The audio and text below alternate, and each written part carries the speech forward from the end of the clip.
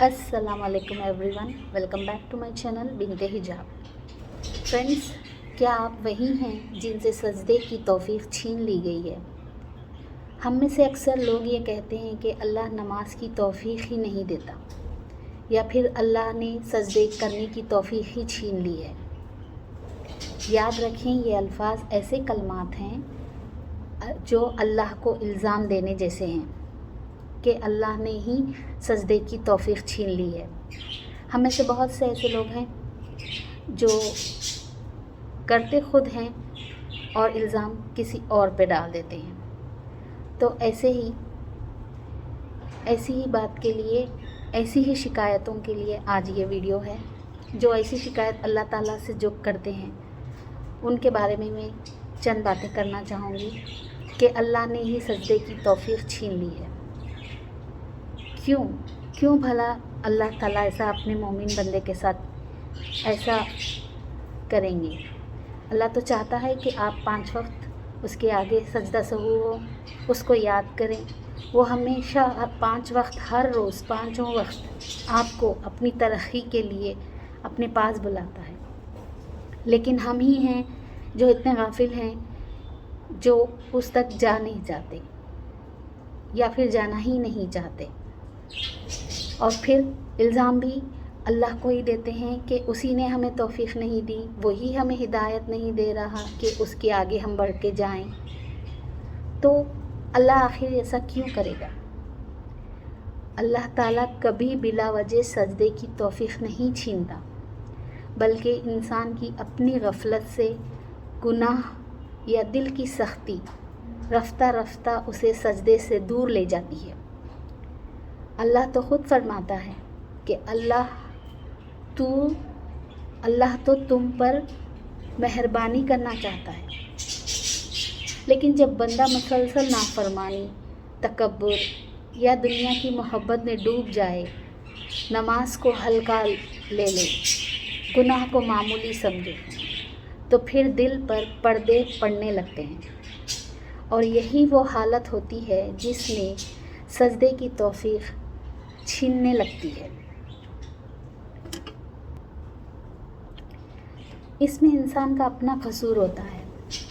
ये दरअसल अल्लाह की सज़ा नहीं बल्कि तंबिया होती है कि वो बंदा जागे, पलटे और पुकारे, ऐ मेरे रब, मुझे अपने मज़ीद क़रीब कर ले, या फिर अपनी क़ुर्बत अता फरमा।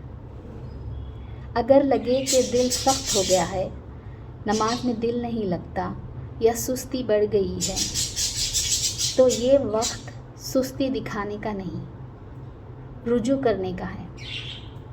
सजदे से दूरी सज़ा नहीं, दावत है वापस लौट आने की।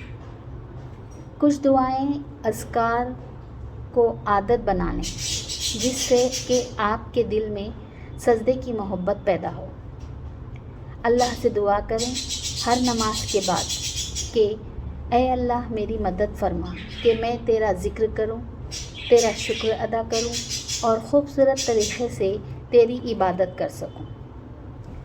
सजदों में दुआएं मांगें कि ऐ अल्लाह, मेरे दिल को झुकने वाला बना दे और मुझे अपने सजदा गुजार बंदों में शामिल कर ले। दिल को नर्म करने के लिए कुरान की आयतें पढ़ें और सोचें, क्या ईमान वालों के लिए अभी वो वक्त नहीं आया कि इनके दिल अल्लाह के ज़िक्र से झुक जाएं। हर एक दिन एक सजदा सिर्फ़ दिल के दर्द के लिए करो। कभी बेतरतीब वक्त में बस खामोशी से सजदे में जाकर अल्लाह से कहें, या अल्लाह, सजदे की लज्जत दोबारा अता फरमा। मैं दूर हो गया हूँ या हो गई हूँ, लेकिन वापस आना चाहती हूँ। तन्हाई में 2 नफल क़ुर्बत इलाही के लिए पढ़ें और नियत करें, या अल्लाह, ये सजदे सिर्फ़ तेरे लिए हैं ताकि मेरा दिल तेरी तरफ लौट आए। हम लोग दिन रात दुआएं मांगते हैं, कभी रिस्क کے لیے، کبھی کامیابی کے لیے، کبھی دولت کے لیے، کبھی اپنی صحت کے لیے. لیکن کیا آپ جانتے ہیں کہ نبی صلی اللہ علیہ وسلم نے سب سے زیادہ دعا کس کو اہمیت دی ہے؟ کون سی دعا کو سب سے زیادہ اہمیت دی ہے؟ ہمارے رسول اللہ نے فرمایا ہے، اللہ سے گناہوں سے عفو و درگزر اور مصیبتوں، گمراہیوں سے عافیت طلب کرو، کیونکہ ایمان و یقین کے بعد کسی بندے کو عافیت سے بہتر کوئی چیز نہیں دی گئی. کیا آپ کو پتہ ہے عافیت کیا ہے؟ عافیت کا مطلب کیا ہے؟ عافیت کا مطلب ہے زندگی آسان ہو جانا، یعنی نہ بیماری ستائے، نہ دشمن نقصان پہنچائے، نہ دل ٹوٹے، نہ خوف دل پر چھائے. عافیت وہ کیفیت ہے جہاں اللہ کی حفاظت انسان کو ڈھانپ لیتی ہے.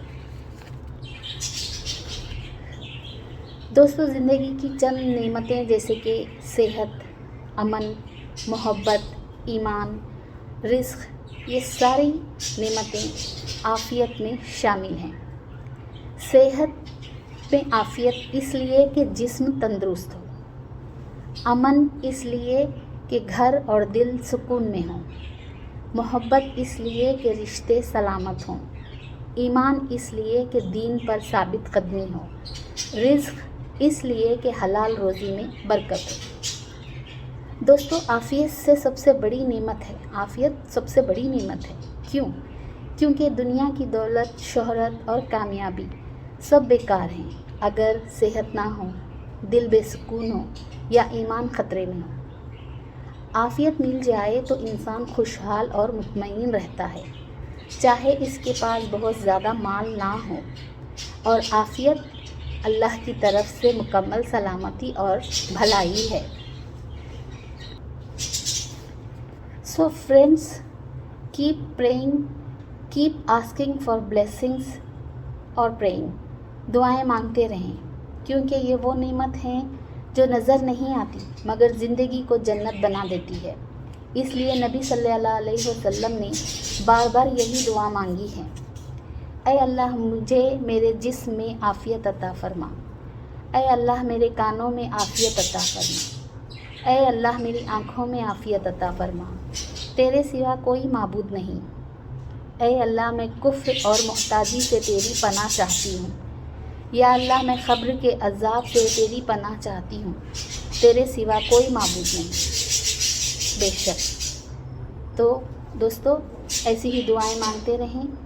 ہمارے نبی کریم صلی اللہ علیہ وسلم کی مانگی ہوئی دعاؤں پر آپ بھی دعائیں کریں، یہی الفاظ ادا کریں جب بھی کوشش کریں. دل نہ بھی چاہتا ہو تو جسے ایک اسکول میں اٹینڈنس کے لیے جیسے ہم پریزنٹ ٹیچر کہتے ہیں، اسی طرح اپنے آپ کو پریزنٹ اللہ کے آگے بھی کریں.